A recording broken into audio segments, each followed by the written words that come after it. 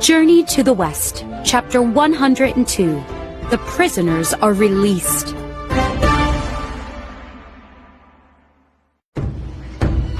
Lady Ku ran into the courthouse early the next morning. With tears in her eyes, she told the judge that she had lied the day before.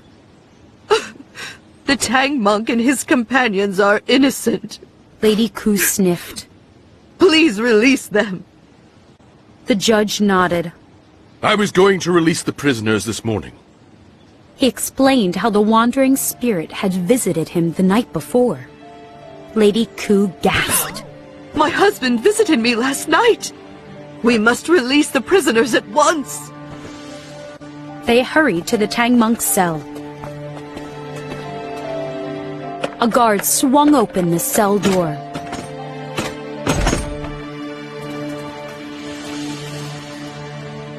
I'm glad to be out of there, said Wu Jing. Me too, said Bajie with a yawn. The beds were very uncomfortable. Lady Ku bowed to the Tang monk. I framed you for killing my husband, she said. Please forgive me. It was a terrible thing to do. That's right, shouted Wukong. It was a really terrible thing to do. The Tang monk put his hand on the monkey's shoulder. Don't yell, Wukong. He looked at Lady Ku. We forgive you. The squire was a kind man. His death is a terrible tragedy.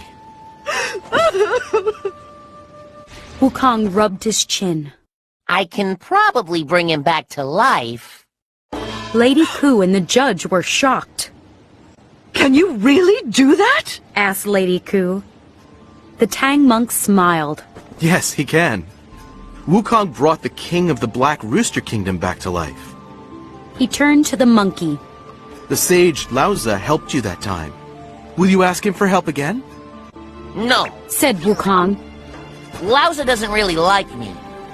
I'll go to the land of darkness and talk to the judge of the dead instead. When Wukong entered the Palace of Darkness, the judge of the dead frowned. Why are you here, Wukong? You already made yourself immortal by crossing out your name in the directory.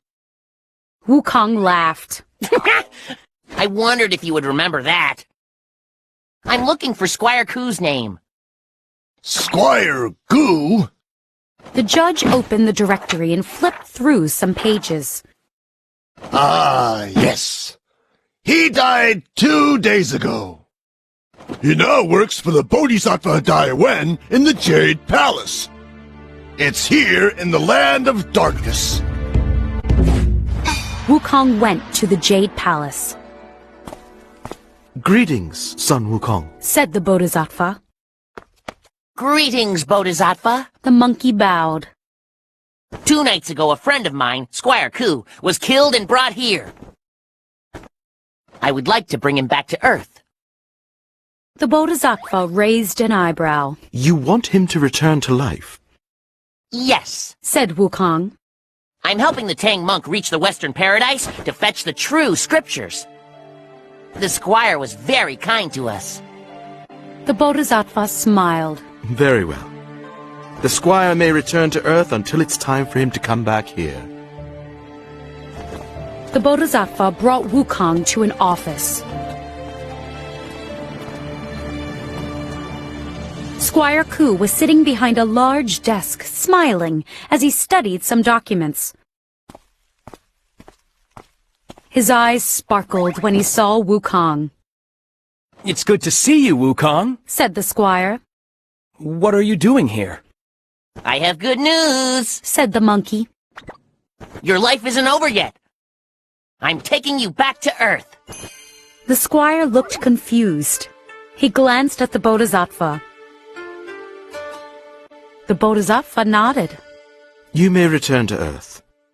When your life is over, you'll return to your job here.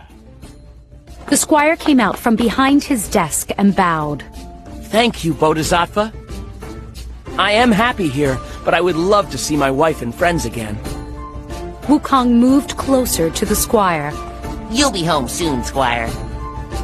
The monkey recited a spell, and the squire vanished.